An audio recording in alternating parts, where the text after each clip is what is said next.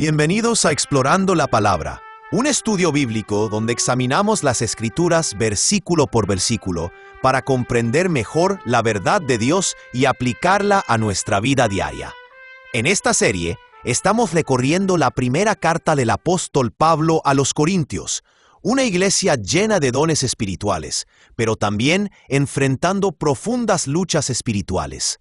En esta carta, Pablo responde a divisiones dentro de la iglesia, problemas morales, confusión doctrinal y preguntas muy prácticas sobre cómo vivir la vida cristiana en medio de una cultura que muchas veces se opone al Evangelio.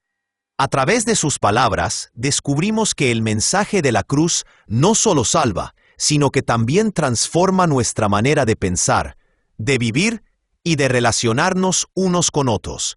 Así que, si tienes tu Biblia contigo, te invito a abrirla ahora mientras exploramos juntos la palabra de Dios. Si tienes tu Biblia contigo, me encantaría que la abras ahora, en 1 Corintios capítulo 15.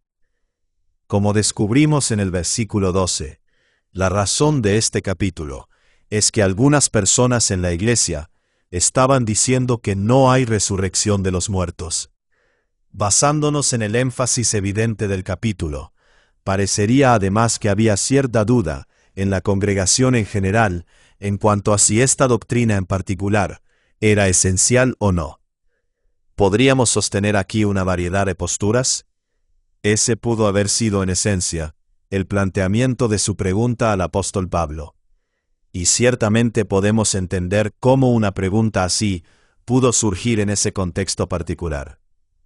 La gente greco-romana no tenía absolutamente ningún marco de referencia cultural para la doctrina cristiana de la resurrección. Sus propias religiones y filosofías, por lo general, asumían una dicotomía estricta entre cuerpo y espíritu. El cuerpo era visto, esencialmente, como una prisión para el espíritu. Como dice David Pryor, la muerte marcaba la liberación del alma, que hasta entonces había estado cautiva, para remontarse al mundo real, del cual todo lo que existe en esta tierra no es más que una sombra. Así que para estas personas, la vida después de la muerte tenía que ver con ser liberados del cuerpo. Y entonces llega el cristianismo con la promesa de la resurrección corporal. Y uno puede entender por qué pudo haber cierta resistencia frente a esta idea en particular. Y tenemos que tener presente que su experiencia del cuerpo habría sido muy distinta de la nuestra hoy. Vivían en un mundo sin jabón ni desodorante, sin tratamiento médico moderno, sin hogares de cuidado ni odontología moderna. Así que el cuerpo, a los ojos de muchos de ellos, era algo débil, frágil y decadente, y experimentaban la muerte de una manera que nosotros hoy no experimentamos. Veían el cuerpo en su condición más débil y más baja desde que eran niños. Probablemente ayudaban a papá a sacar a la abuela de su cuarto en el piso de arriba cuando moría. Olfateaban todas las cosas que eran liberadas del cuerpo cuando ella moría. Ayudaban a quemar su ropa y a lavar el cuarto después de su fallecimiento. Así que tenían una visión muy realista del cuerpo humano. Y esa visión no los predisponía precisamente a abrazar la doctrina cristiana de la resurrección. El historiador Ramsay MacMullen dice aquí, la resurrección en la carne parecía una idea impactante, desagradable, contraria a todo lo que se consideraba sabiduría entre los educados. Y así, de manera bastante predecible, parece que al menos algunas de las personas en la iglesia de Corinto se estaban preguntando si esta doctrina en particular podía ser dejada en segundo plano. ¿Podríamos quizá estar de acuerdo en no estar de acuerdo aquí? ¿Podríamos permitir una diversidad de opiniones en este punto? ¿Podríamos al menos guardar silencio sobre este asunto y mantener el enfoque, por decirlo así, en ideas más aceptables culturalmente? Esa es la sustancia de su pregunta. Y en respuesta, el apóstol ofrece la defensa más amplia y más feroz de la resurrección corporal de Jesucristo en toda la Biblia. Escuchemos ahora la palabra del Señor, comenzando en el versículo 1.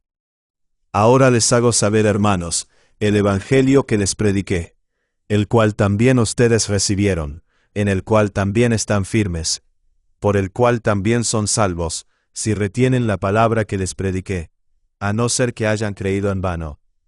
Porque yo les entregué en primer lugar lo mismo que recibí, que Cristo murió por nuestros pecados, conforme a las Escrituras, que fue sepultado y que resucitó al tercer día, conforme a las Escrituras, que se apareció a Cefas y después a los 12.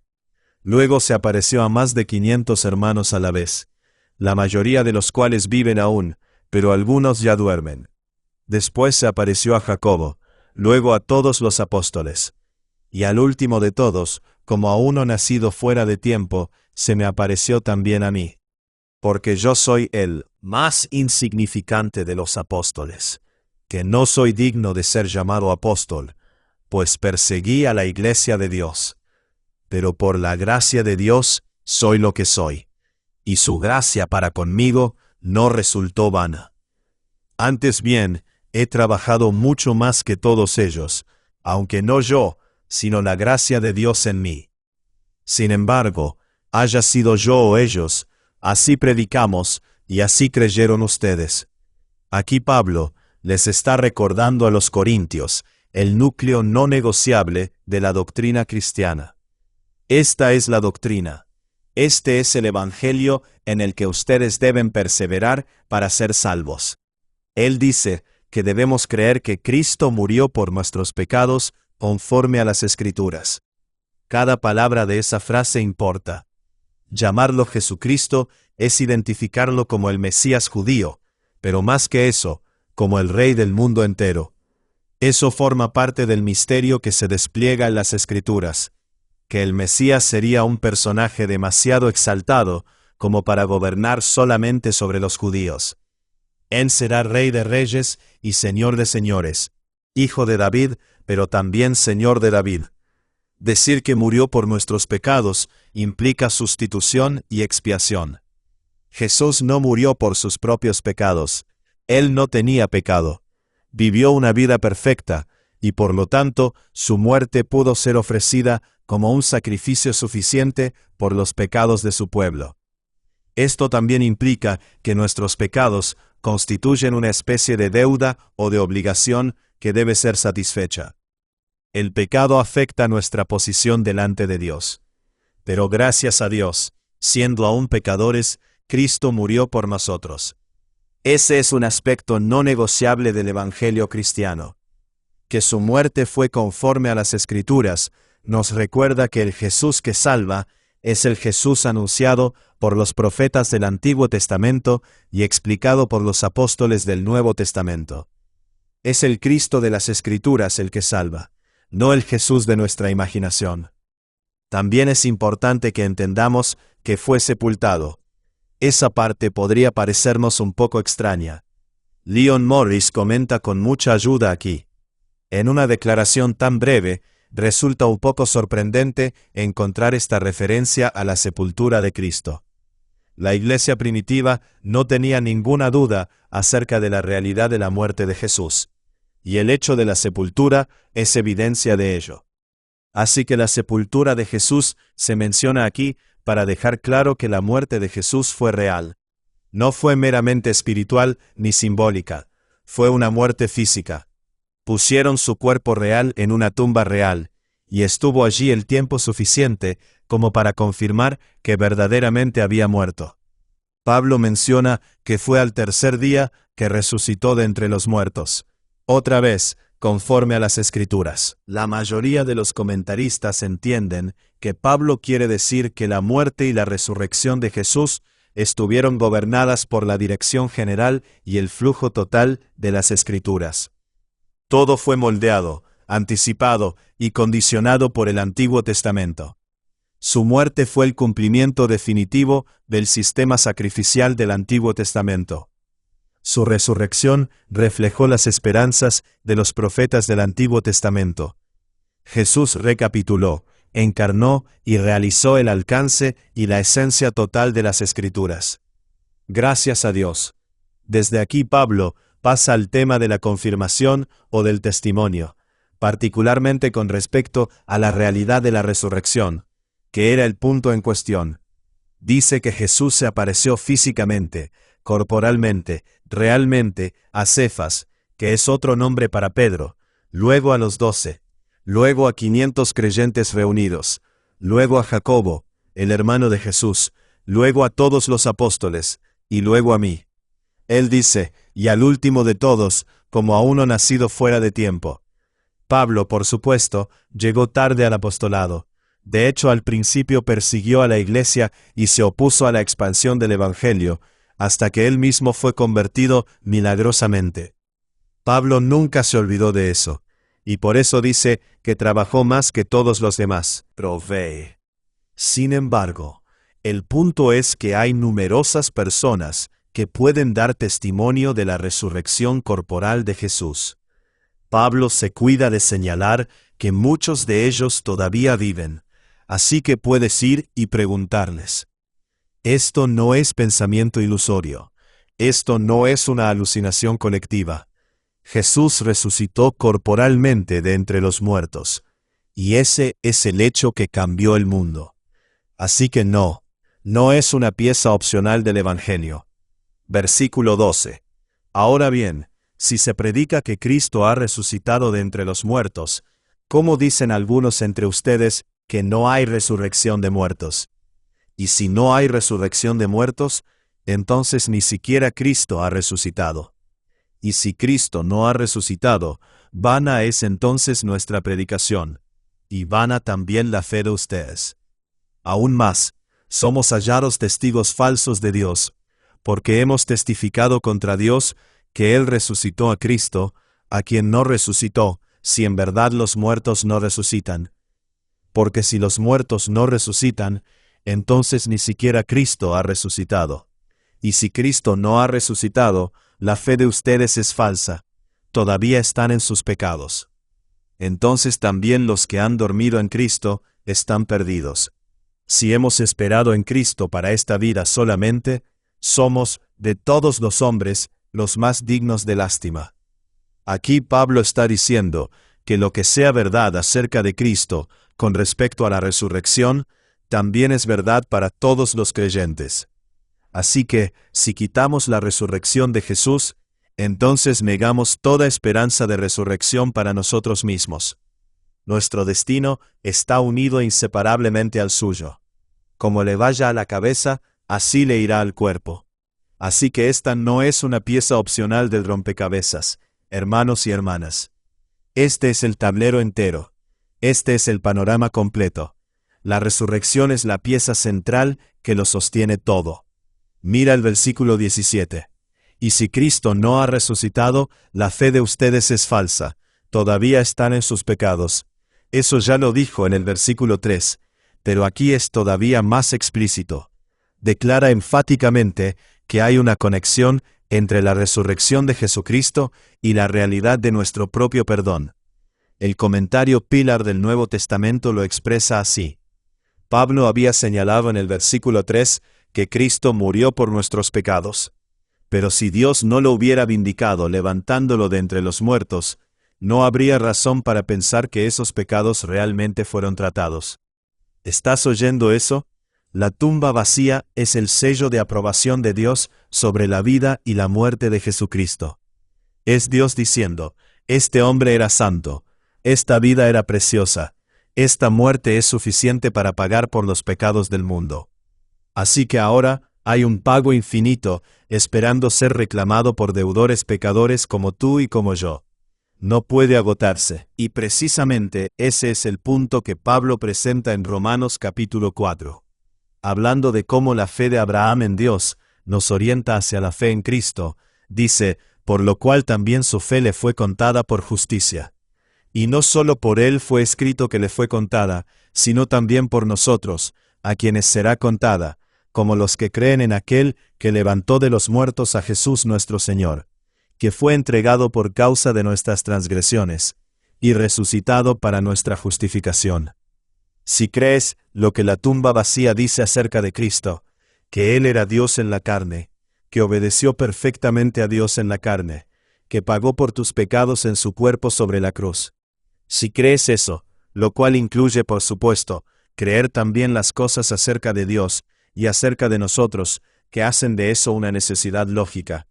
Entonces los méritos de la vida y de la muerte de Jesús son aplicados a tu cuenta delante de Dios. Su muerte puede ser la muerte que tú le debías a Dios. Su vida obediente puede comprarte todas las bendiciones de Dios. Esa es la promesa de la tumba vacía. Ese es el Evangelio. Pero si Cristo no ha resucitado, esa promesa es mentira. No eres perdonado. Sigues siendo un deudor. Tu fe es en vano, y permaneces en tu pecado. Eso es lo que está en juego aquí, cuando hablamos de la doctrina de la resurrección. Así que sí importa, hermanos y hermanas, si Jesús resucitó o no de entre los muertos. Pero gracias a Dios, sí resucitó. Pablo lo dice en el versículo 20.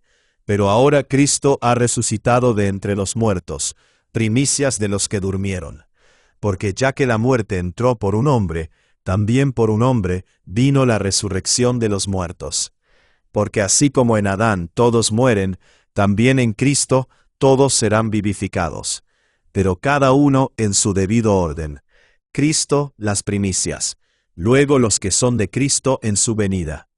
Entonces vendrá el fin, cuando Él entregue el reino al Dios y Padre, después que haya terminado con todo dominio y toda autoridad y poder.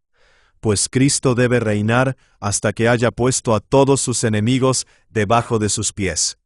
Y el último enemigo que será eliminado es la muerte, porque Dios ha puesto todo en sujeción bajo sus pies.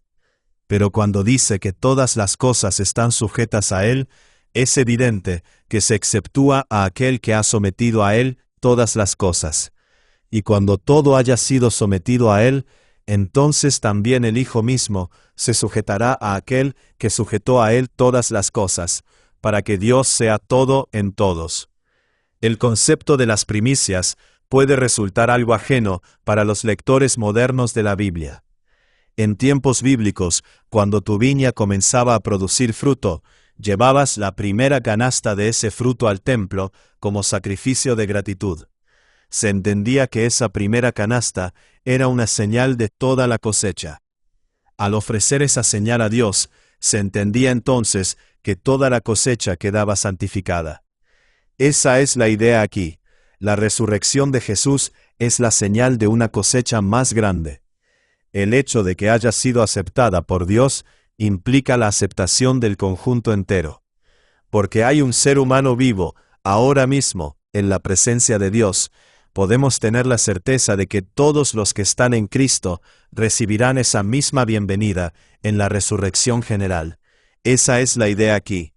Cristo, nuestra cabeza, ha ascendido al cielo en un cuerpo físico, y a donde va la cabeza, el cuerpo la sigue.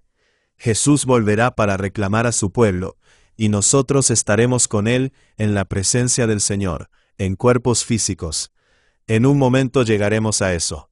Por ahora, Pablo ha hablado de Jesús subiendo, y luego, más adelante en el futuro, Jesús va a volver a bajar. Entonces vendrá el fin. Pablo dice que Jesús es como un general que sale a restablecer la autoridad del emperador. El general hace guerra contra toda fortaleza rebelde. Cuando todo ha sido derribado y todo ha sido puesto bajo la debida sumisión, entonces el general vuelve a casa, y él mismo se arrodilla ante el emperador, para que el emperador esté sobre todo. Así es aquí. Pablo presenta a Jesús como el guerrero que sale de parte de Dios para derrotar en favor de Dios a todos los enemigos de Dios. Él restablece el orden, Él aplasta la rebelión, Él hace la paz, y luego envaina su espada, dobla su rodilla y pone toda la creación nuevamente bajo Dios, para que Dios vuelva a ser todo en todos. La historia de la redención termina con Dios otra vez en el centro, sobre un mundo enamorado de su bondad y de su gracia. Termina con la humanidad bajo un virrey humano, Jesucristo, llenando todo el cosmos con la belleza y con la gloria del Señor. Hacia allí se dirige nuestra historia, dice Pablo. Y no podemos llegar allí si intentamos esquivar la cruz y la tumba vacía. El camino a la gloria, el camino a una creación renovada y a un cosmos renovado y sojuzgado pasa directamente por el Gólgota, para luego salir por la puerta principal de la tumba vacía. Nada de eso es negociable, nada de eso es opcional. Al contrario, es el único camino de regreso a casa. Ahora, en el versículo 29, hay un cambio bastante marcado de enfoque y de tono. Supuesto, ya hemos visto antes que Pablo hace esto. Normalmente presenta primero su argumento grande y decisivo, y luego lo complementa con argumentos tomados de la naturaleza y de la experiencia. Lo vimos hacer eso, por ejemplo, en el capítulo 11, y lo está haciendo otra vez aquí, en los versículos 29 al 34. Pablo está intentando mostrar que los propios hábitos de ellos como iglesia y las experiencias de vida de los apóstoles solo tienen sentido si asumimos la realidad de la resurrección. De no ser así, ¿qué harán los que se bautizan por los muertos? Si de ninguna manera los muertos resucitan, ¿por qué entonces se bautizan por ellos? Y también, ¿por qué estamos en peligro a toda hora? Les aseguro, hermanos, por la satisfacción que siento por ustedes en Cristo Jesús nuestro Señor, que cada día estoy en peligro de muerte. Si por motivos humanos luché contra fieras en Éfeso, ¿de qué me aprovecha? Si los muertos no resucitan, comamos y bebamos, que mañana moriremos. No se dejen engañar. Las malas compañías corrompen las buenas costumbres. Sean sobrios, como conviene, y dejen de pecar, porque algunos no tienen conocimiento de Dios. Para vergüenza de ustedes, lo digo. Ahora bien, el versículo 29 es uno de los versículos más discutidos de toda la carta. Parte del problema es que cuesta imaginar que pueda significar otra cosa distinta de lo que dice. Reginald Perry, por ejemplo, comenta aquí: el sentido llano y necesario de las palabras implica la existencia de una práctica de bautismo vicario en Corinto, presumiblemente en favor de creyentes que murieron antes de ser bautizados. Y yo no estoy seguro de cómo evitar esa conclusión. Sí parece que la iglesia de Corinto tenía la costumbre de permitir que algunas personas fueran bautizadas en nombre de amigos o familiares que habían profesado fe en Jesús, pero que luego habían muerto antes de poder ser bautizados. Tal vez llegaron a conocer a Cristo en su lecho de muerte, o tal vez simplemente ya eran demasiado mayores cuando fueron convertidos. No lo sabemos, pero el punto es que Pablo está diciendo: si ustedes ni siquiera creen en la resurrección, entonces, ¿por qué hacen tanto esfuerzo para bautizar a la gente? Una medida tan extrema solo tiene sentido si de verdad lo creen. Ahora, para ser claros, esto no significa que Pablo aprobara esa tradición, del mismo modo que no significa que Pablo quisiera que las mujeres se raparan la cabeza allá en 1 Corintios capítulo 11. Este es un punto retórico que él está usando. Está diciendo: si ustedes creen lo suficiente como para hacer una cosa así, entonces ustedes mismos serán testimonio de que la doctrina de la resurrección ciertamente no es opcional ni un agregado a la fe cristiana. No es algo sobre lo cual podamos guardar silencio, porque les parecería extraño a nuestros amigos y vecinos romanos. Esto es roca madre. Esto es algo integral, hermanos y hermanas. Así como sus propios hábitos muestran que ustedes lo entienden, mis propios hábitos y mis propias experiencias muestran que yo también lo entiendo. Yo me pongo en peligro todo el tiempo, dice Pablo. ¿Por qué haría yo eso si no creyera en la resurrección? Si yo no creyera en la resurrección, ahorita estaría gordo y borracho. Eso es en esencia lo que dice en el versículo 32. Pero sí creo en la resurrección, así que estoy sirviendo y sacrificándome en anticipación de ese día. En el versículo 33 simplemente les está advirtiendo: tengan cuidado de permitir que sus asociaciones influyan sobre su teología. Ustedes están contemplando una edición seria y significativa de su fe cristiana, porque una parte de ella les parece rara a sus amigos y vecinos romanos. Ese es un juego muy peligroso. No lo hagan. Se supone que ustedes deben estar enseñándoles a ellos, no ellos enseñándoles a ustedes. Para vergüenza de ustedes lo digo. Versículo 35. Pero alguien dirá, ¿resucitan los muertos? ¿Y con qué clase de cuerpo vienen? Necio, lo que tú siembras no llega a tener vida si antes no muere. Y lo que siembras, no siembras el cuerpo que nacerá, sino el grano desnudo, quizás de trigo o de alguna otra especie. Pero Dios le da un cuerpo como Él quiso, y a cada semilla su propio cuerpo. No toda carne es la misma carne, sino que una es la de los hombres, otra la de las bestias, otra la de las aves, y otra la de los peces. Hay asimismo cuerpos celestiales y cuerpos terrestres, pero la gloria del celestial es una, y la del terrestre es otra. Hay una gloria del sol, y otra gloria de la luna, y otra gloria de las estrellas, pues una estrella es distinta de otra estrella en gloria. Así es también la resurrección de los muertos. Se siembra un cuerpo corruptible, se resucita un cuerpo incorruptible. Se siembra en deshonra, se resucita en gloria. Se siembra en debilidad, se resucita en poder. Se siembra un cuerpo natural, se resucita un cuerpo espiritual. Si hay un cuerpo natural, hay también un cuerpo espiritual. Así también está escrito: el primer hombre, Adán, fue hecho alma viviente. El último Adán, espíritu que da vida. Sin embargo, el espiritual no es primero, sino el natural, luego el espiritual. El primer hombre es de la tierra, terrenal. El segundo hombre es del cielo. Como es el terrenal, así son también los que son terrenales. Y como es el celestial, así son también los que son celestiales. Y tal como hemos traído la imagen del terrenal, traeremos también la imagen del celestial. Así que ahora llegamos a lo concreto. Llegamos a las cuestiones prácticas. ¿Cómo va a funcionar esto? ¿Qué clase de cuerpo vamos a tener? Pablo parece pensar que ya deberían saber algo de esto. Los reprende en el versículo 36. Así que, o ya había tratado este tema en una carta anterior, o en uno de los muchos sermones que les predicó mientras estuvo con ellos, o bien deberían haberlo deducido por sí mismos a partir de varias analogías accesibles que existen en la naturaleza. Él recurre a la analogía de una semilla y de la planta que sale de la semilla. El punto es que hay continuidad y discontinuidad. Existe una relación genética y biológica entre una semilla en particular y la planta que brota de esa semilla. Y eso lo ha observado todo niño que alguna vez sembró una semilla de frijol en un vaso de tecnopor.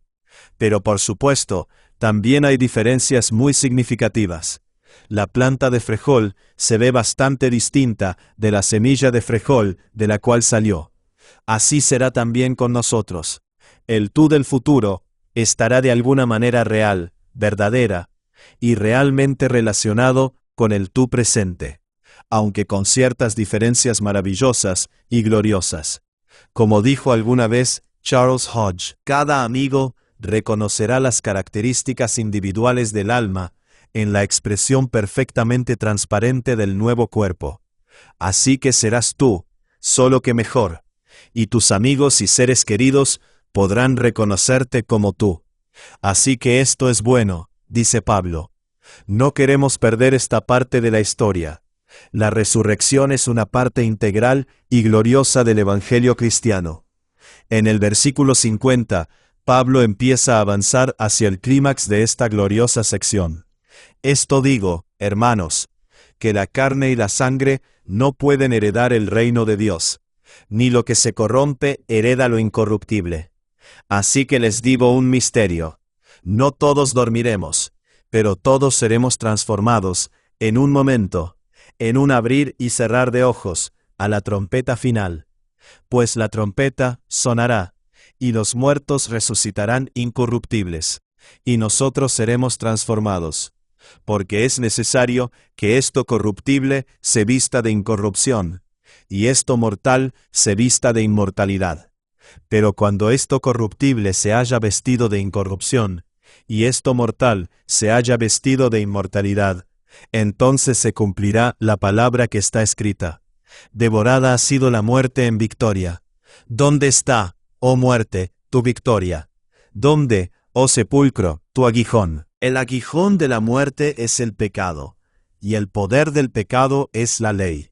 Pero a Dios gracias, que nos da la victoria por medio de nuestro Señor Jesucristo. Así que Pablo dice, no solamente que la resurrección es una doctrina necesaria, sino también que es una experiencia necesaria. No puedes entrar al reino eterno de Dios en tu cuerpo actual. Eso no va a pasar. Tu cuerpo actual pertenece al viejo orden caído. Ha sido disminuido y afectado por el pecado, así que necesita morir. Y si no muere, y Pablo dice que no todos morirán, porque algunos cristianos estarán vivos cuando Jesús regrese, pero de una manera o de otra necesitas ser cambiado, y lo serás. Todos seremos transformados, en un momento, en un abrir y cerrar de ojos, a la trompeta final. Cuando Jesús regrese a la tierra, todos los muertos en Cristo resucitarán, y serán inmediatamente transformados. Sus cenizas y sus restos, como el valle de los huesos secos, de alguna manera serán reconstituidos, de alguna manera pasarán a formar parte de una nueva obra recreada, sin mancha y sin contaminación. Un nuevo tú surgirá de esas viejas cenizas, y entonces se cumplirá lo que está escrito: devorada ha sido la muerte en victoria. ¿Dónde está, oh muerte, tu victoria? ¿Dónde, oh sepulcro, tu aguijón? El aguijón de la muerte es el pecado, y el poder del pecado es la ley. Pero a Dios gracias, que nos da la victoria por medio de nuestro Señor Jesucristo. En aquel día veremos que la muerte y el sepulcro no tuvieron la última palabra sobre nuestros amigos y seres queridos cristianos. En aquel día veremos que los que murieron en la fe eran más que vencedores. Se levantarán victoriosos. Ellos tendrán la última carcajada. Y si ellos son el cuerpo, entonces seguirán a su cabeza exaltada, saliendo del valle, saliendo de la tumba, saliendo a la luz y entrando al reino, avanzando cada vez más alto y más adentro para siempre. Versículo 58. Por tanto, mis amados hermanos, estén firmes, constantes, abundando siempre en la obra del Señor, sabiendo que su trabajo en el Señor no es en vano. Y puesto que eso es verdad, dice Pablo, puesto que esta doctrina de la resurrección, puesto que este evangelio es gloriosa, maravillosa y confiablemente verdadero, entonces manténganse firmes. No se dejen influenciar ni absorber por la cultura. Manténganse en su lugar, hagan su trabajo, y esperen al Señor, que ve y que viene. Gracias a Dios, y gracias a ustedes por escuchar otro episodio de Explorando la Palabra. Gracias por acompañarnos en este episodio de Explorando la Palabra. Si este estudio ha sido de bendición para ti, considera compartirlo con otros para que más personas puedan profundizar en las Escrituras.